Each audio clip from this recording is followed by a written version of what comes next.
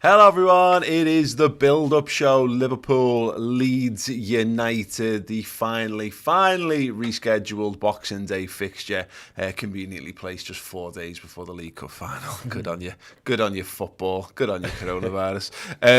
I am very fortunate enough to be joined by Andy Bell and Dan Clubbe for this one, to dive into all things Liverpool, all things Leeds, and then have a good old chat in the middle actually about a thing that's coming up from this week's sponsor, circling around John Motson picking his 50 greatest commentary moments, and some really interesting Liverpool picks in there, which we'll come to a little bit later on. But yeah, Andy, as mentioned, wonderful. We looked at this, it was like, we've got a clean run up to this final. Great, Chelsea are going to have their Champions League game. We're going to have a full week to prepare. No, it's Leeds. I suppose in the grand scheme of things, it could be, the fact that it's Leeds it could be worse, is what I'm kind of driving at, but yeah, it's slightly unideal. If only because, if from a fan perspective, it's just a bit of a distraction. I kind of just want to be able to think about the final. Mm-hmm. And at the time when the game was postponed on Boxing Day, from a sports science point of view, we were probably actually quite happy about it, because we had Leicester 2 days later. Obviously, it turned out that made no impact on the Leicester game, because we lost the Leicester game anyway. But yeah, I mean, they've certainly had a few players come back from injury. I think Dallas is back now. Rafinha got a little bit of a rest and then has to come on, but he only got 45 minutes in his legs. But yeah, it's not like they were at Christmas where they were playing like 16-year-olds at centre half and young lads up front who'd never kicked a ball in senior football before. They are stronger now, and it's one of these strange games where we're at home, it's a team down at the bottom, we should win, but it's not like Brentford where they were out of form and you sort of just rocked up to Anfield thinking it was a formality. They're a very unpredictable team. Klopp and Bielsa undoubtedly have a lot of respect for each other, and it could become a little bit bitty and tricky, but it's forced us to rotate on Saturday as well, which is another thing. You probably wouldn't have seen the rotation on Saturday if we had a full week to the League Cup final. So yeah, it's some things up in the air, but so far we're dealing with it. Yeah, and that's kind of the point hit on by Andy there, Dan, is they are a bit unpredictable.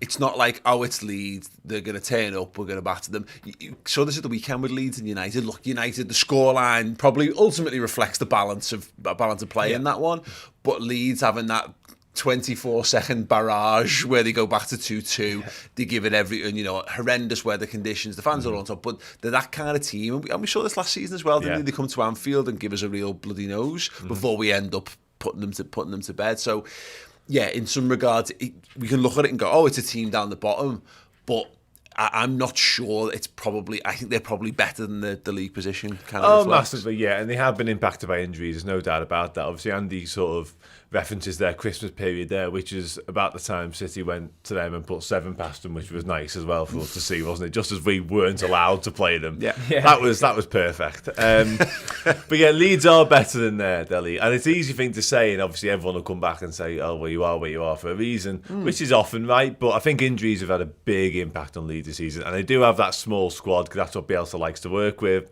He gets the players running into the ground, he has them fit as a fiddle, and that's why they often do give bigger sides a run for their money, and they certainly did it to us twice last year, because that second game was after the whole Super League debacle as well, wasn't it? And that wasn't a great game. It was a bit of a bitty game as well, wasn't it? You know what I mean? And they put up a good fight. They were fighting for the whole of the world apparently on that day against Liverpool, weren't they? So that was another factor. But at the end of the day, this is Liverpool at home. We are where we are in the league. This is huge. We've got to go and get the business done. Yeah, and just to have a look at their injuries and what have you, at the moment, it has definitely eased a little for them, but still missing, by the looks of it, missing Liam Cooper, Calvin Phillips, probably be out on March at the moment. Patrick Bamford, there's no return date on him at the moment. He's obviously been a big miss. I just looked at, I think they, again, looking at United, having Rafinha in reserve was definitely a thing. You can't see well when he doesn't start in this game. They've got pace. They're a team that'll get in your face. They'll run you down. They'll hunt you down. And they are the teams, actually, that have caused us more bother this season than traditionally it's the ones who sit in, park the bus and defend for their lives. Exactly, yeah. This season, actually, the more progressive teams, like even Norwich, from the start on Saturday, within 10 seconds, they have a corner and a couple of decent chances. And I think teams have realised now that we've got so good at the breaking down of oppositions and having so much control over games. And, Thiago coming in was a massive part of that as well, just the control he has over any midfield, really. If you want to get the best out of yourselves against Liverpool, you should engage, you should press, you should put pressure on us. And okay, that can go drastically wrong, but it's better than we're definitely just going to lose this 2 or 3-0. So yeah, that worries me slightly about this game. I mean, I do still think we're going to have enough. And it's interesting just looking at the the way Leeds are talked about in general, and because Bielsa, rightly or wrongly, for some people like seem to be weirdly have like a massive agenda against him, but because he's not really won that much in his career, but still seen as a revolutionary. Some managers and pundits have a bit of a chip on their shoulder around Bielsa. But the thing we have to remember is, they only came up 2 seasons ago. The expectation for any team, no matter how much they've spent, and they actually spent quite a bit less than some of their rivals that finished below them last season. But the expectation is you just stay up, and Leeds did that and some last year. They were nearly pushing the top 10 at some point. And now that they're in a bit of a relegation scrap, I feel like it's a little bit disrespectful the way people are talking about them, the way people are talking about Bielsa and Leeds in general. And let's not forget if they they're expected to be still down here until they can get a bit of money from the Premier League. There's a couple of factors in this though, Andy, is that everyone hates Leeds. Yeah. So that is a big thing. We experience this as Liverpool fans. When Liverpool come on top, there's a lot of other fans who just don't want Liverpool to succeed. And Leeds have got a generation beneath who are desperate for Leeds to fail at all times. But I think the Bielsa point's interesting because I think when you have foreign managers come in to good old England and English football, and they're touted as these revolutionaries. But this with Guardiola. Think about Guardiola's first season; it was all Fraudiola and all this kind of stuff. Like the Manx desperate, the United fans desperate to bury Guardiola because no one likes to think that Johnny Foreigner's going to come in and show us how to do our football in a better way. So there is a little bit of snobbery, isn't it? Yeah, it's the snobbery and a schadenfreude to seeing someone like that, even though he's not coming and gone. It's like fucking Mourinho when he's coming and gone, I am the special one. He's come in and doesn't even learn the language. Maybe that's part of the problem as well, is that no one knows what he's saying. That's why loads of people have loads of issues in small towns when they can't understand what people are saying in the supermarket behind them, and they think they must be whispering about them. Maybe that's what it is. The journos think that Bielsa secretly calling their mum slags, and they just don't know because they can't understand.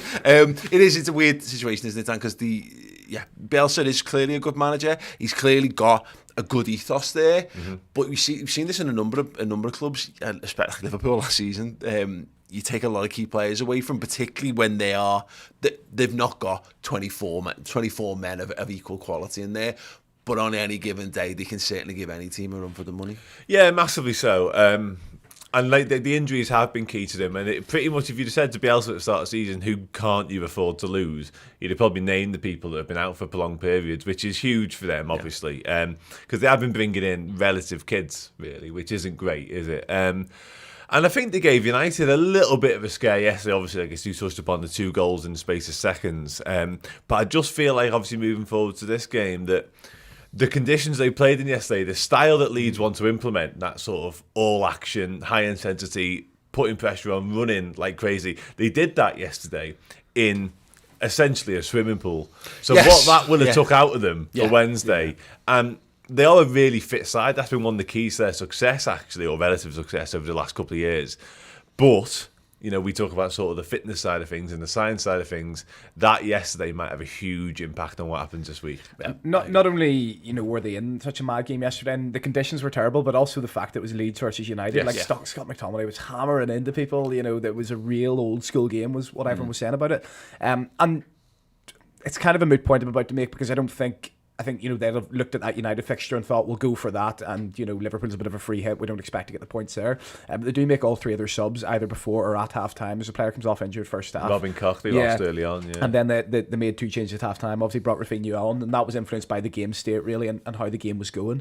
So if there was anything in Bielsa's mind of tackling these 2 fixtures as a block, it sort of went out the window the way the game went and with the injury, so which plays into their hands as well. The good thing about this game as well, because there's been a lot of chat about Liverpool and Anfield atmosphere of late, and I've heard far too many renditions of "Is this a library?" etc. etc. And the point I often find about this is that it's just not. It's a bit like like poking fun at Bielsa and all that kind of stuff, is that when fans are told that this is the best atmosphere and then they rock up, they expect it to be something special, and unless, unfortunately, there are just certain games that Liverpool don't, and maybe this is a bit of entitlement, or I tend to think it's a bit more, we just feel a bit weird. We're not bellends. I don't I don't seem to take as much joy out of beating Norwich as I do about beating teams that I genuinely hate or I really feel like they're really standing in Liverpool's way.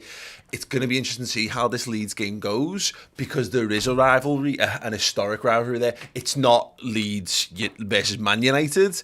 It's not, because it's not quite the Lancs-Yorks divide, because let's be honest, we don't, maybe in cricketing terms, but like certainly not in Merseyside only gets counted as part of sort of Lancashire whenever we're looking for a half-decent cricket team to follow. But I say that, but yeah, relatively speaking, of course.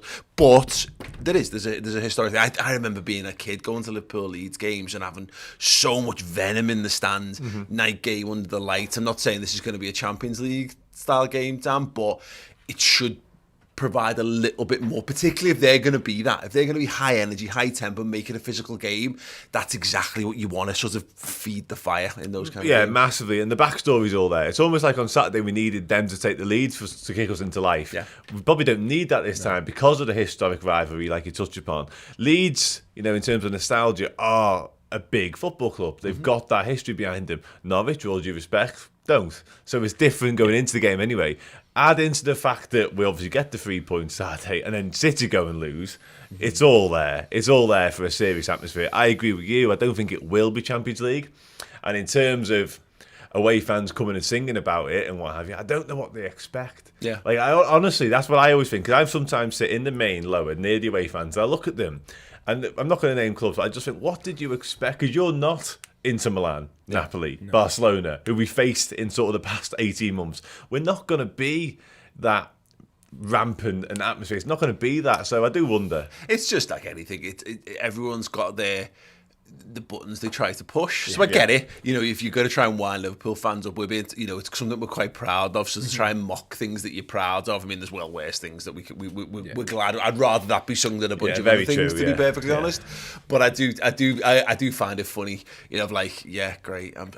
I'm sorry that this isn't as important a game of football to you, to us as it is to you. That's it. But it would be nice. And my point in general, I think the atmosphere at Anfield it's the best. Even at its worst, it's better than it was 5, 6, 7 years ago. I think we nostalgise the past a lot, and people do this to the 80s, like, the 80s was great.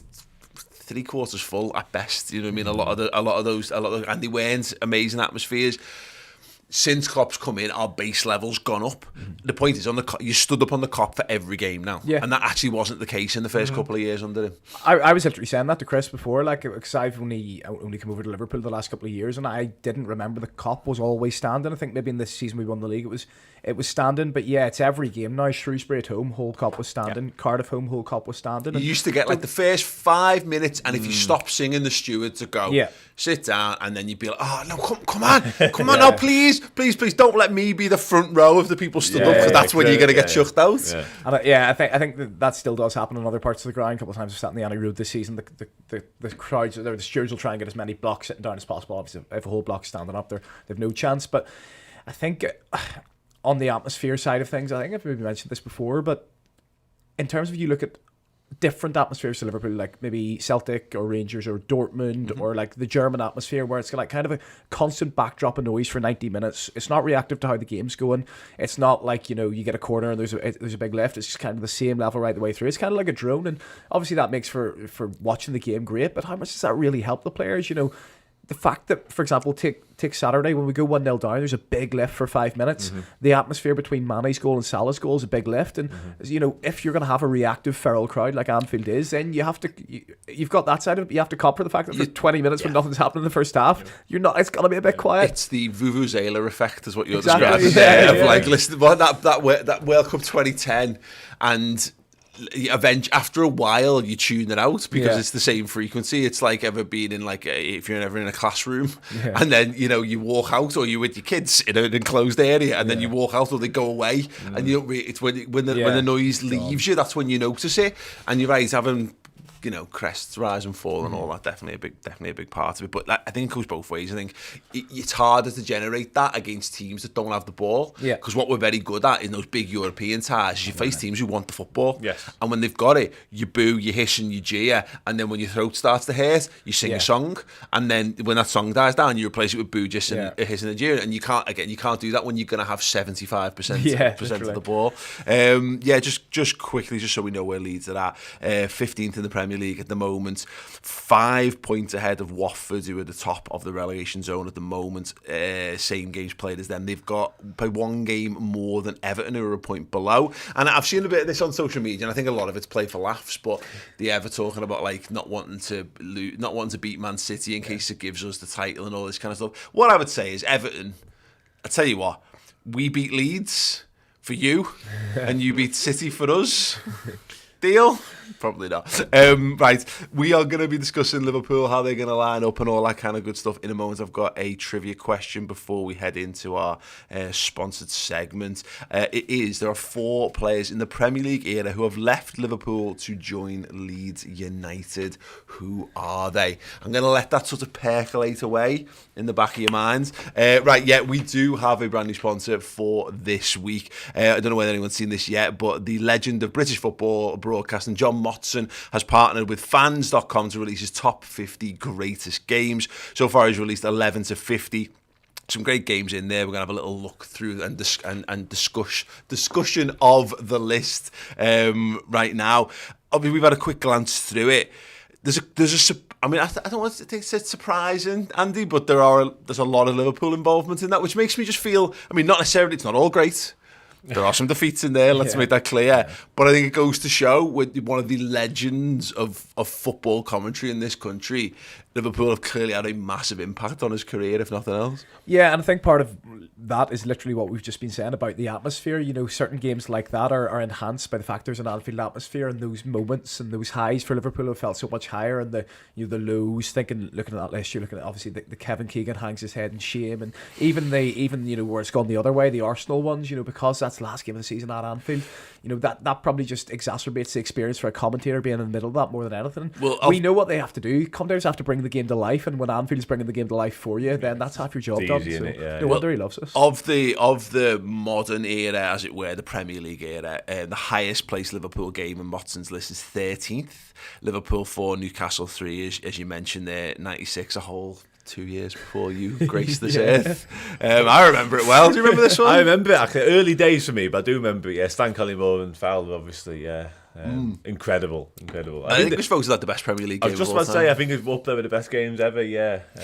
Yeah, just in terms of the not so good for Liverpool. We'll go down the list and just look at the Liverpool. So 47th on the list is Liverpool beating Arsenal by 2-1 in 2001 FA Cup final. 39th is the 5-0 win over Nottingham Forest in '88, which is it's before my time really, but anyone who watched the Liverpool in the '80s refers to that as the greatest side and the greatest footballing performance of all time from Liverpool, battering Forest. There is, and I remember this one. This is one of my first Liverpool footballing memories. Liverpool losing the FA Cup final to Wimbledon 1-0 '88. John Aldridge misses a pen. Dave Besson saving in goal. The Crazy Gang and the Culture Club one. Yeah, Lottie Sanchez. Yeah, went on the managed Northern Ireland. He's lived off that forever and ever. Every time there's every time the FA Cup third round and all that. Wheel him out. Yeah, those same old names like him and Jimmy Glass and all that kind of stuff. So yeah, I remember that. It's why I'm always wary about buying merchandise around finals beforehand. Anything that says, because you think about it, particularly back in the 80s and 90s, you'd have like winners' flags printed up before you'd won it. Yeah. Because Liverpool used to win most things, so it was a pretty much a safe bet. But you're not going to have a final and then have a whole new set of stuff after the fact. So I had a 1988 FA Cup winners flag, which my mum bought for me the morning of the game in town, and had that for years, like one of Liverpool's most shameful final defeats. It's a weird thing as well, because obviously, like, if you're not completely thick, you know that if there's debate about trophy parade, you can't just plan that like the night of the game after you've won it. You have to have plans in place to do that. You can't just have 500,000 people turning up into a city, and people still take the piss, don't they? When you like when they've seen there were plans made for a genuinely, Liverpool, think about it. FA Cup final 2012. Not quite, obviously it's the semis under Brendan Rodgers, so it's not quite. I don't think they quite went as deep on that. There's the Europa League final. In fact, there's the Europa League final. There's the League Cup final under Klopp. And before that, the Champions League final. League, and every single time Liverpool will have had to have spent tons of money getting merchandise pre-printed to then effectively set it on fire the day after. Right, going down the list then. We've got Argentina 2-2 with England in 1998, which I point out because, of course, that's the game when Michael Owen sprang into the world consciousness by absolutely slamming Argentina to bits, only for them to capitulate with their Beckham red card and penalties and all that stuff. Man United beating Liverpool in 96 FA Cup final. Boo. Us beating Everton 3-2 in 1989. Hey. Us beating Arsenal 3-2 in 1964. No idea. Us beating Roma on pens in 1984. Yeah, European Cup final there. The 2006 FA Cup final, the Gerrard final, as it were. I remember one. yeah, absolutely. There's one on the list for you. What a hell of a game that was. 20th place is United beating Liverpool 2-1 at 77. Correct me if I'm wrong, I think that might have been an FA Cup final. 15 is us losing to Arsenal. Final day drama with, of course, Mickey Thomas cropping up and all that kind of stuff. Yeah, devastating. And then, I mentioned 4-3 over Newcastle. With the 13th, 12th and 11th all go to Liverpool. 12th is beating Real Madrid in the European Cup final in 81 and lifting the European Cup in 77 over Borussia Mönchengladbach is 11th. So just quickly, what do we think of Liverpool's games will have made Motty's top 10? I mean, it's a difficult one, isn't it? Is there any world in which Istanbul's not in there? Istanbul, got to be. Obviously, if he's done Barcelona in the semi, the second leg, you'd like to think that's in with a shout as well, given what's already there. Yeah. I obviously don't remember it, but a lot of people talk about that San Etienne night. It's another shout. As kind of being the first big one. So, well, I assume that's going to be in there if it's not in the kind of top 50. Or 50 at 11 anyway. But there's it's mad. There's so many games that could potentially be in there. I'm sure he's not wanted to make it too Liverpool. I'd be shocked if Istanbul's not even that's not number one, because I can't think of many, because he also knows his footy. So to not put what is effectively the greatest European Cup final of all time. Yeah. I'll tell you what though, just to say on that as well, that United Bayern Munich game will push that. Yeah, it will. It's not nice to say. But that might be number 2. Yeah, it could well be, and I would obviously rank it number 2. But in terms of what's going to be there or thereabouts, that will also be there. Yeah, it's a very good point. Some of the Chelsea games as well. Yeah. I just actually, so we got Daniel Butter in the comments here. So I was at that Wimbledon final. God, did I cry? Yeah, absolutely. Into his winner's scarf, probably. yeah. I just thought Liverpool went to Wembley and won the cup every season around that point, which wasn't massively far off the truth. But Anfield South, yeah, definitely. I would be surprised. Let us know then what you think should make it in. There's a shout here from Piano Jonathan, says Dortmund.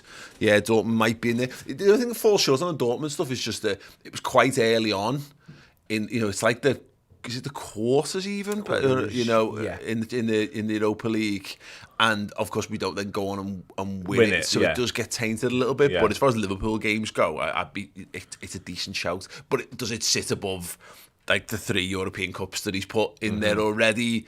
Probably no, it doesn't. No. Probably not.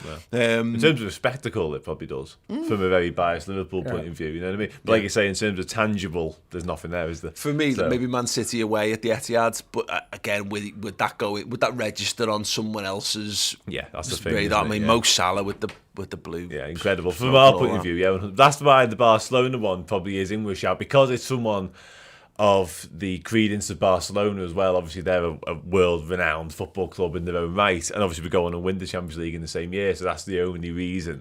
And obviously the magnitude of the comeback being 3-0 down from the Camp Nou is ridiculous in itself. So it would be crazy if Barcelona and Istanbul had not had very, very high up in his top 10. But interesting stuff nevertheless. Yeah, just so you know, with all this stuff, actually, it doesn't just stop here. Actually, we've got a really interesting integration with Motti. We're going to be doing a Twitter space with him in the coming weeks. If you want more details on all this stuff, there's a link in the description underneath the video. And what's even more fascinating now, obviously, people kind of go either way on the NFT stuff, but what I thought was really cool about this, if anyone's into that kind of stuff, these games are all being immortalized in NFTs on the blockchain. For more information on this, head to the description to find out and let us know what your greatest game of all time is in the comments using hashtag Motti's Top 50. Hashtag Motti's Top 50. Yeah, what do you think what games from Liverpool should be making his top 10? Do let us know and all that. But yeah, apparently they're turning like the commentary clips into NFTs, so effectively you get to own that actual audio segment, which is like, I'm not totally au fait with all of this stuff, but I think it's better than a picture of a cartoon picture of a monkey or whatever it was that like all the American celebrities are into. John Terry had done the other day as well. Yeah, loser. I'd rather have John Motson immortalised forever. I'd like to own a bit of John Motson, is all I'm saying. But yeah, we're going to be doing a Twitter space with him, so keep abreast of our socials for more details on all that. Right, we're going to move on. I'm going to have the trivia question answer in a second.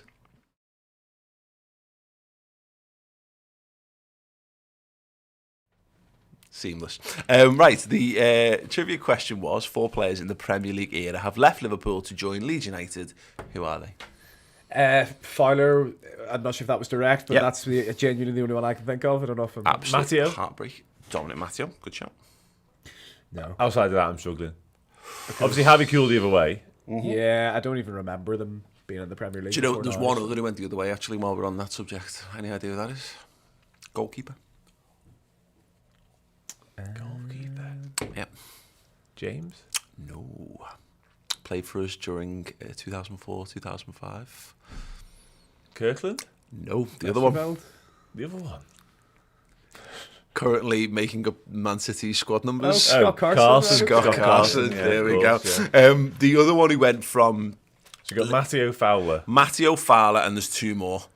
One of them left on a free transfer in 1996, and the other one joined them on the 8th of August 2002. I think he spent maybe 2 seasons maybe with us prior to that. Does Gary Mack play for Leeds at one point? He did, but he won the league with Leeds actually just the year before it was the Premier League. Okay. I will give you one. The first of which, but good shout by the way. The Southern Scouts are there, and National Treasure all getting Carson. Well done, well done to you guys. One of the answers is Ian Rush. Oh wow! Left Liverpool on a free transfer to join Leeds United. 98. And Nick Barmby was the other answer. I feel like with Rush, you just always associate him with the Juventus move, don't you? Yeah. Not necessarily the one that came after. I weirdly think of him as Newcastle because he obviously went to Newcastle after Leeds and he scores the goal that knocks Everton out of the FA Cup 3rd round in that year. And I know because I was there, because I went with my Everton mates and I had to borrow my dad's coat and all that because I only had a Liverpool coat at the time, and we just got knocked out by Coventry the day before, so I was devastated. And then I got my first footballing hero, turned up to Goodison and knocked them out. It was amazing. So yeah, I always forget that he played for Leeds, but there you go. There was another guy called Ken Demang, who I've never heard of. He moved in on the 24th of September 1987, if you want the full completeness on all that good stuff. Right, let's chat the Reds. We are the in-form team in the Premier League. We are second in the table. We are 6 points behind Manchester City with a game in hand. Andy, we could really do with just winning this football match, really, couldn't we? Massively. This is the game in hand that we've been talking about for so long, and that we can actually close the gap. Well, initially it was to 8 points, then it's to 6 points, now it's to 3 points. It's getting shorter and shorter, and it's so exciting because you look at that in, say end of December, start of January, and you're 8 points behind Man City, and we're watching genuine greatness with this Liverpool team, but it just seemed like they were winning every single week. And I had no doubt in my mind that Man City would drop enough points to let us get back in the title race, but I wasn't sure we could be perfect. And I thought for us to be 8 points better than them over this next 4 or 5 months is going to take something really special. It's going to take some real tangible momentum. and some catalysts to come in. And you look at Saturday. Saturday's a catalyst in the way we win, in the way they lose. You've got the signing of Luis Diaz, always going to be a catalyst for crowds and the team themselves, and the returns of the likes of Elliott and Thiago and the African lads coming back in as well, and for what Mane's got, for what Salah's trying to prove. I mean, everything's sort of coming together in this kind of perfect storm, and it has to if we're to supersede this amazing Man City team. Yeah, no, it is, and it's nice to have that, to claw that back for now. Now, of course, our Arsenal game, which would have been played this weekend, is postponed because of the League Cup final, so we're going to end up with a game in hand again. But just the psychological thing, it was interesting. I thought last week Guardiola was referring to the gap being 6 points when it wasn't. You know, it was not long off 12 points still at that point. Yeah. And someone said, well, that's a good mentality to keeping them grounded, but it also says that he is scared, and I think he's trying to manage the narrative around things. Because Liverpool had this in 18-19 where it was like, this is the gap that Liverpool have over City and they're going to bottle it, whereas it was never quite the gap that it was because City had games in hand themselves. They still had us to play. Yeah. It feels there's very similar vibes here, and I think Guardiola is a little worried about Liverpool coming up on the rails behind them. Oh, not half, yeah. You can see that everything's just flying at Liverpool at the moment. I mean, Andy touched on it there in terms of players coming back to fitness, new signings, people coming back from AFCON, either on cloud nine or with a point to prove. Everything's just pointing in the direction of us doing what we need to do. And obviously the catalysts are all there now, and we've got this game. Not only have we cut the gap on the weekend, City and Guardiola, who mentioned Liverpool being a pain in the arse last week, because that's how he genuinely views us, and we've been that his whole time in this country now, and he must be fed up because he's used to having the monopoly in leagues, certainly in Germany. And he's expected to as well. Of course he is, because he spends more money than everyone else, and he thinks, oh God, I've just spent 100 million in the summer, and still this Liverpool side won't go away. It must be really quite frustrating for somebody of his ilk. But yeah, we're going to, we should hopefully cut the gap again, and everything, God, these just won't go away. And also, that psychological boost over Saturday wasn't just in terms of the results, but obviously we played before them, which was nice in itself. And City, I don't care who they are, they're humans. They'd have been looking at us at 1.1-0 down thinking, okay, happy days. And then that another blow to them, see, oh, actually won 3-1. Yeah. They'd have been buzzing, wouldn't they? We all do it as fans. Oh, yeah, City are 1-0 down, happy days. And all of a sudden, the whole thing flips on its head. Yeah, no, it is true. And Liverpool just need to get back to being ruthless. And the biggest problem we've got with this Leeds game, though, Andy, is the cup final thing, and we're going to get a real sense of, I think, the strength in depth, but also the strength of mentality, because Liverpool teams in the past at these games have been the be-all and end-all, and you have a bit too much gearing up, I think, from some players. You might think, oh, I don't want to get hurt. I want to make sure I'm playing in this game. You need to put a side out there because, again, it's Leeds. You can't afford to blink in this one, because we could end up undoing 2 of the 4 that we're driving for on almost on one night. So maybe someone misses a tackle and puts themselves in a little bit of trouble or whatever. All the focus has just got to be on this, because right now the league has taken on loads more importance than maybe it had a month ago. Yeah, and we've talked about how unpredictable they are, and about how the atmosphere, probably with a range of different factors, one being the kind of half rivalry. I think it more comes from their side than it does our side.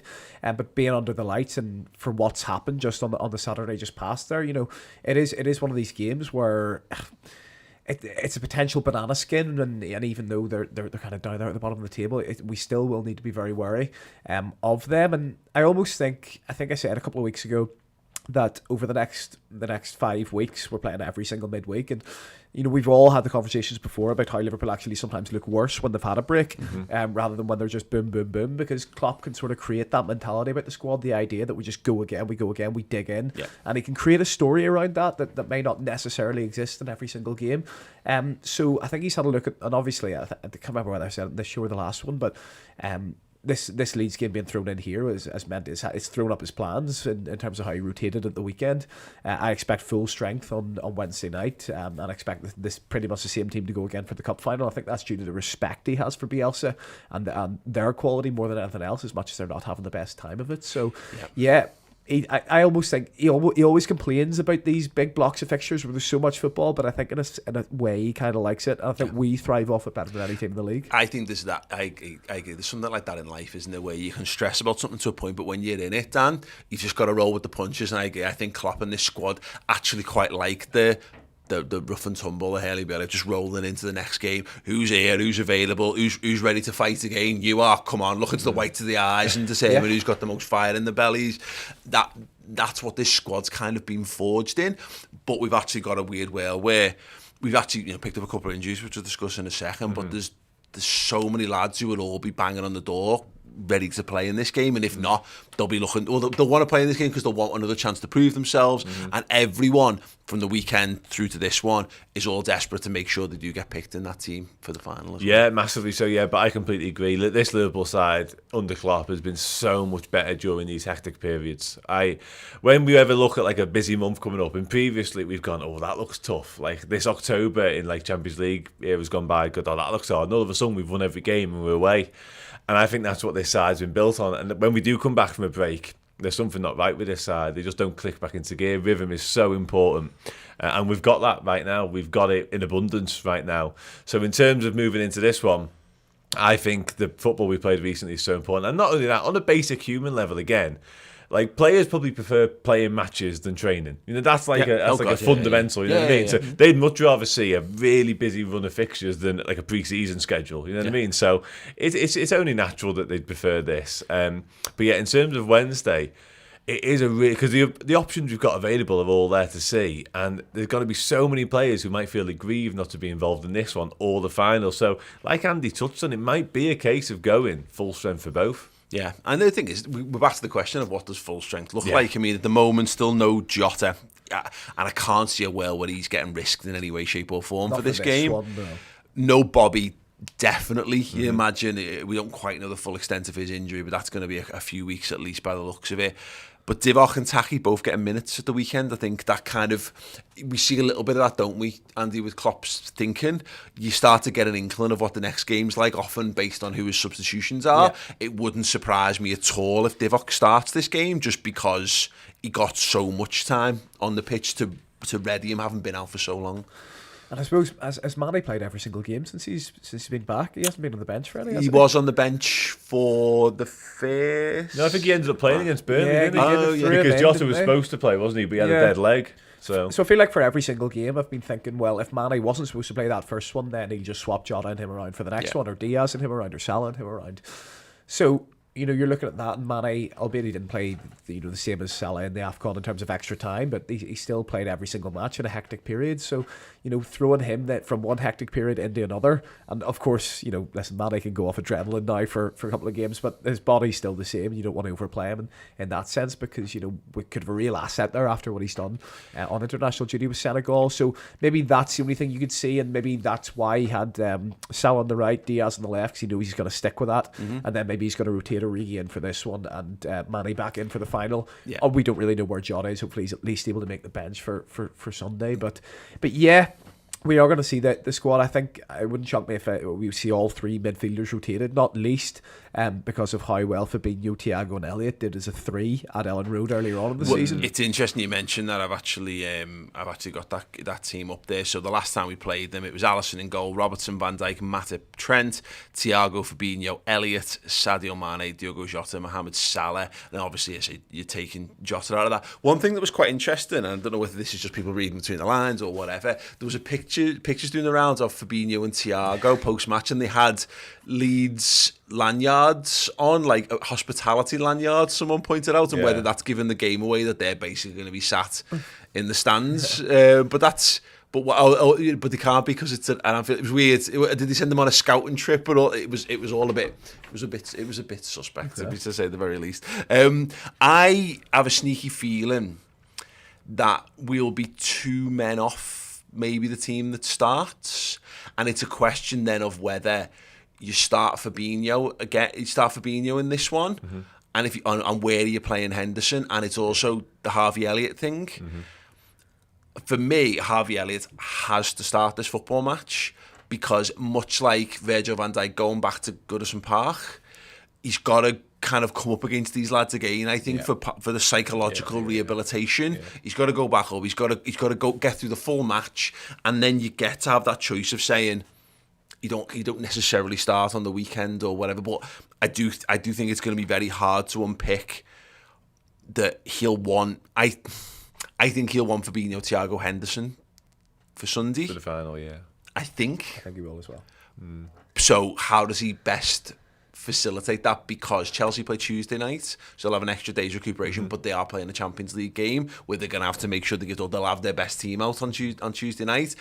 And I wonder whether there's a bit of like, can we shave the edges off our best team to give us that extra shavings back on top of whatever we're doing on Sunday? Yeah, maybe? It's difficult. Yeah, I agree with you on Elliot, by the way. I think it's almost a face your demons. Not that the kid has any, because we've seen that time and time again. He's extraordinary, but I think he starts. Yeah. I think Elliot will definitely start this one. It would surprise me if he plays the final at the weekend. Just in the sense that I think Fabinho, Thiago Henderson has been his dream midfield for big games right now for quite a while. The only thing I would say though about Elliot when he has come in and that link up he's had with Salah and Trent this season, it looks really special at times when he has played. And the only question mark for what should be the first choice midfield for me is whether it's Henderson or Elliot in that right midfield role. So, but you can also say to Elliot, if you go out and you smash it against Leeds, then there's a cup final place. And the thing is, we mentioned it before, there's 5 subs in the final. So, have a good game and just put yourself into contention. You're probably going to get minutes in that game. There's nothing wrong with starting that midfield three that we discussed, and then Elliot's got half an hour to have a run at it and see what he can do. And we've also had this, and Klopp, I think, will be wary because I don't think he's ever had in fact, he hasn't had a Wembley game for Liverpool that's not gone beyond 90 minutes. The two League Cup, the two Charity Shields both go to penalties. I think they go straight to penalties, don't they? And obviously the League Cup final against City back in the day goes extra time and pens. So I wonder whether he'll have something in mind to bring real fresh impetus on. Look, and to be fair, Naby Keita deserves to be in Liverpool's team. I think he's been great since coming back from AFCON. Harvey Elliott's looking good. Curtis Jones and count himself disappointed. I don't think Ox was great at the weekend, but he's another one who's just finding his feet again. He's got a ridiculous wealth of options. I've asked, actually, and I will ask you guys watching live right now, let me know who your midfield three is in the comments. I've got a few answers already from our Club Legend Discord chat. We will pick up that in a moment. But I just want to draw everyone's attention to the fact that we are now in Wembley week across the Redmen network, across our socials, across YouTube, and on Redmen Plus as well. For podcast and video listeners, we have got a 5-part premium podcast series that is getting released Monday evening, looking at Liverpool, the League Cup story, how Liverpool constructed their 8 previous League Cup final wins with incredible insight from journalists who covered them at the time. Here's a little bit more on that. Liverpool Football Club, record 8 times holders of the League Cup, have a storied history in the competition. Back to the 80s, 81, 82, 83 and 84. 4 consecutive wins for the mighty Reds. 1995, the McManaman final. 2001, kicking off the famous treble campaign. 2003, the forgotten final, the win over the bitterest of enemies, Manchester United. And 2012, the trophy that sent feast to famine for Liverpool and kicked off 7 trophyless years, leading to Liverpool lifting the European Cup under Jurgen Klopp in 2019. Liverpool, the League Cup story, goes deeper behind the stories of each of those wins. A 5-part premium podcast series available exclusively on Redmen Plus in the build-up to Liverpool's attempt to win a 9th League Cup against Chelsea at Wembley. Head to Redmen Plus right now and get that entire series streaming right now into your native podcasting player and learn more about Liverpool and the League Cup. That was a senseless long outro. Right, yeah, if you want to check that out, whether you like our content in video form or you really want to delve into more podcast form, if you join Redmen Plus, you can get our podcast content, which is a lot of studio-based stuff, but we've also got documentaries, features, interviews, and that 5-part premium series. You can get that in your native podcasting app. There is a guide as soon as you sign up, and that'll tell you how to do that. But yeah, we've got you covered from all angles. There's also Silverware Stories, which is James Sutton, Hollyoak's own James Sutton. If you can imagine this, CBeebies bedtime stories, but as read by James Sutton, but it's talking about Liverpool winning the Worthington Cup in 2001, and it's got interviews from Emil Heskey, Jamie Carragher, Marcus Babbel, Sander Westerveld, and the assistant manager on the day, Phil Thompson, and Darren Pearce, who scored the equaliser for Birmingham and in the shootout as well. Very, very highly recommend you get on that. And of course, in conversation with Stuart Dan. And what I'm saying is, there's tons of stuff, and because we're building up, there's going to be an Oppo preview. Debate show on Wednesday is going to be themed around the League Cup. On match day itself, live and free on YouTube, we're going to have an extra special party show called Countdown to Kickoff during the daytime, and the watch along, and the post match stuff, and the instant match reaction on Redmen Plus, and the final word on the Monday. So yes, Wembley week and beyond on our Liverpool streaming platform, Redmen Plus. Right, I asked the question about midfield threes. What's your midfield today, Dan? It's so difficult because I want to see that best midfield in the final. So we could throw everything out and really go sort of Milner, Elliott, Keita against Leeds. Have you got the bottle to put that deal midfield? With that. Yeah. And then make substitutions when it doesn't go well. Yeah. No, I go Fabinho, Thiago, Elliott for this one, with the view to putting Henderson back in. I think realistically, what benefit is given Fabinho and Thiago what is essentially a week and a half off going to do? You know, that they'll want that rhythm. And listen, if things go as they should go, the disparity in quality between the two sides, you could potentially then pre-planned substitutions. Doesn't always work out like that, but yeah, I think he's looked at Norwich and thought, I'll rotate there, and then I'll have my big players for those two. And you know, as much as you've said, Dan, you know, Dean Smith has improved Norwich quite a bit. Leeds are the better side. They pose more of a threat. Klopp has more respect for Bielsa than he does for Dean Smith. Yeah. I think there's maybe something. I can see it both ways. I can see an advantage to playing the best midfield and just go on, have a game together before you play the final, so they're up to speed as much. But we might maybe see Henderson and Fabinho continue this 6 rotation thing. And in that regard, I'd be doing Fabinho for 60, Henderson for 30, and then you've got them both primed and ready, however you want to use them. If you want to continue to 6 rotation at the weekend for the final, then cool. If not, they're all fit and ready. And maybe the other one is a similar thing where Thiago does 60 and Keita does 30 in this one on that left-hand side, and then again you've got the choice between either or both of them should you require them for the weekend. Hopefully, I do. My overriding feeling on this is that I think it will be at a maximum 3 away from what we'll see at the weekend. Okay. Just so the goalkeeper as well, because he's obviously going to do the goalkeeper. Yeah. There is a question there though, because Alisson's form has been through the roof, hasn't it? You know, it's one of them. Yeah, I don't think he's gonna. He's come out and said it now. 100%. But at the same time, when you look at how good Alisson's been, and obviously it's a cup final, there is that that lingering doubt, isn't there? Whereby you go, and you've also got that thing. You know, we've not really discussed like the centre back issue as well. I mean, it looks like Van Dijk is back to peak physical condition again. So are we just going to see him do what he did pre-injury? That's play every game, or is this like one last window of opportunity where Matip got his rest last week? Do you give Van Dijk off? Because what I think he will certainly want Van Dijk and Matip for the final, particularly if it's Kelleher. You put your best centre back pairing that you've got on the pitch. Because I kind of think that was a little bit of the thinking at the weekend.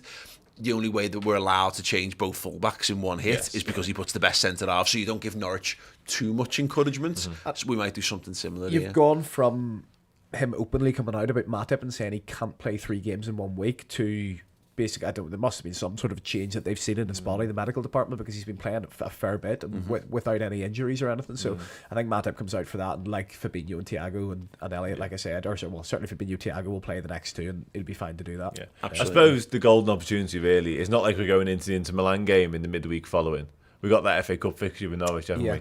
You know, so that is an opportunity to really rotate. If we rotated 7 changes in the league against Norwich, you know, it could be really heavy in the FA Cup. No, it's a really, really good point. Actually, I just want to quickly look at the other fixtures that are going to be at midweek before we determine what everyone else has thought for the midfield 3.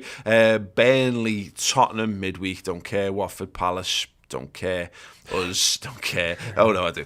Arsenal, Wolves on the Thursday, and then of course we head into the weekend's fixtures, which we'll see that big titanic tussle between Everton and Man City, the 2 lesser teams of their respective cities. Which I expect Everton to do a good old game and then roll over and have the bellies tickle. But we'll talk about that in the build-up to the final. Right, I asked the Club Legends on our Club Legend Discord chat a little bit about this game. Jesus Hates Steve says, Leeds my first ever Liverpool game, and I was glad we rotated on Saturdays just so I could see a strong lineup in person as possible. Now with City dropping points, it's an even more exciting game to look forward to. Oddbod says, we just need to play our game and not get sucked into theirs. Thiago, Hendo, Fab has to start for me to take control. Josh Hall says, Hendo, Thiago, Jones. Scott T, back Hendo, Fab, Curtis. There's another one. Shout for Curtis Jones to go in there. The left E, Fab, Thiago, Hendo. CZ Red wants to see the lineup for Sunday in Wednesday's match. Jith, Fab, Thiago, Elliott. Possibly Fab, Thiago, Elliott says lefty with Hendo coming off the bench. Jack says no shouts for Milner, Henderson, Oxlade, Chamberlain. I mean, this is the point. Like someone like Curtis Jones, I think in another week might start this one because he's due it. He's been at the matchday squad so much. Ox would probably be asked to play again, get your rhythm back a little bit more. But I think it being the final, it becomes preparation for that game more than anything else. So there's a couple of lads who might be disappointed to not play, but you might with the FA Cup to come. It's all well. You just go, you're gonna get your game, and then that's your chance to grab it. We had a couple of super chats as well. Adrian Wakefield says this is the most important game of the season. They all are, aren't they? Yeah, that's where we're at right now. Yeah. And Fight Me Bro says Harvey Elliott has to start this one surely. Yeah, would we all? Happy with the Harvey Elliott? That's a general consensus. I think in terms of the narrative around what happened to him, obviously is a big factor. But I also think the fact that we are expected to dominate the ball, and he thrives in them conditions whereby we are dictating play. Yeah. He's one of them players who can make things happen. Yeah. It's almost less of a risk than throwing Jones in now, because Jones comes in against Leicester and I think he struggles a little bit in that game and gets taken off. So I think they'll earmark that cup game for Jones. But whereas with Elliott now, it's almost like, I think I've never seen Jurgen speak about a young player like this ever. Yeah. You know, he's that much trust in him, he's that much faith in him. He's so happy when he came back. And I think, you know, while throwing Curtis Jones in, there's a bit of a risk with that, because he's kind of be hit and miss. He's found a 7 out of 10 game and then sometimes doesn't find it again. Whereas with Elliott, you just trust him to go in and do the job that the normal three would do. I think we've been gearing up, to peak for this weekend coming, and I think ideally, look, it's ideal what's happened to Jota and Firmino, because let's be honest, one of them was definitely starting the cup final. There's a chance neither of them might be available, which would be a big blow, but playing Mane centre forward is clearly an early look at, we might need this, so that's a possibility. That's why I think Divock will start this one, because it just gives you, it gets him up and running, so he's more likely of an option, if nothing else, so he's a bit more in tune for coming off the bench if you need a full-on Divock moment. But in an ideal world, I think we finish this game hopefully with the 3 points, but with a situation where Fabinho, Henderson, Thiago, Naby, Harvey, did I mention Hendo in there? Maybe, you've got six options who are all in contention. Yeah. And it'll just decide on what happens with Chelsea midweek, what he feels their midfield will be, and what we're looking to do to them at the weekend. But I think that will be their underlying aim for this one. Right, let's have score predictions. Dan. I really fancy us in this. I mean, I fancy us every week, there's no doubt about that, but more so than ever in this, with all the factors we spoke about, us on the crest of a wave, them coming off what was a difficult game yesterday, I think there's goals in this for us. And that goal difference swing as well could be important, because not only would this be a points gap, this could be a goal difference thing we overtake as well. So 4-0 for me. Ooh. 3-1, same as Sunday. I think it will be one of those where Leeds are going to come out. They know their best bet for this game is probably coming out and having a go and pressuring us in certain areas. Suits us, doesn't it? I think they'll get a couple of chances, because teams are at the minute, but ultimately, they'll get a goal. But after, I'd say, 70 minutes or so, both teams will shake hands on that. They don't get a drubbing. We get a bit of rest in the legs before the final. Happy days. Yeah, I mean, I'm not against a consolation goal for Rafinha if he wants to win over the Anfield faithful before ending up at so your fantasy captain, cheeky bid in the summer. You know what I mean? We've got a nice little history of that. There's a few of those things. Like, it's also got like a potential Taki Minamino comes on to seal it before Sealing has moved to Leeds in the summer, etc., etc. Yeah, amazing. Right, lastly, just want to say thank you to Mac Main, who sent 179 super chat in, and just a bunch of emojis. Good on you. Yeah, I'm really looking forward to this one. I will be at Anfield for this one. The watch along will be happening, of course, with Steve and Errol, so make sure you tune in for that. And yeah, look, I can't stress it enough. It's Wembley week. If you need to, if you're going to be anxious, you're going to be nervous, you want to know more about Liverpool and the League Cup, because it's Liverpool's competition. And I was shocked how much I didn't know, particularly. Did you know Liverpool won it 4 times back to back in the 80s? I had a general inkling, but I had no idea how they went about doing it. If you want to find out about that more in depth, then check out that podcast series, Liverpool, the League Cup story, streaming in podcast and in video form from Monday evening on Redmen Plus. Gentlemen, thank you so much. Been a pleasure. If you want more of these guys, they were with Chris on the Final Word show, looking back at the Norwich game. That's also on Redmen Plus. And yeah, don't forget, plenty of free content coming up for you guys on YouTube as well this week as we gear up towards Wembley. All the best. Hey guys, thanks for watching that show. We are on the countdown to the League Cup final. Liverpool playing Chelsea at the end of February. And if you want to get some amazing content around that game, we have got you covered. We have got exclusive interviews and documentaries all available in video and podcast form. So if you want to listen to us on the go, we have got you sorted. Yeah, so do head on over to theredmentv.com, join up to Redmen Plus, and hopefully get yourselves in the mood for when Liverpool win the League Cup at Wembley.